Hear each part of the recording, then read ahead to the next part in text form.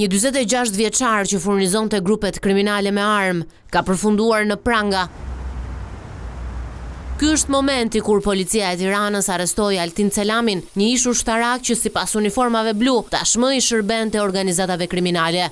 Përmes operacionit Gun Expert, efektivët mundën të sekuestronin një sasi shumë të madhe municioni luftarak, 4 pistoleta dhe pjesë të ndryshme armësh. Për të transportuar armët dhe municionet luftarake, ish ushtaraku kamuflohej duke përdorur mjetin e tij taksi.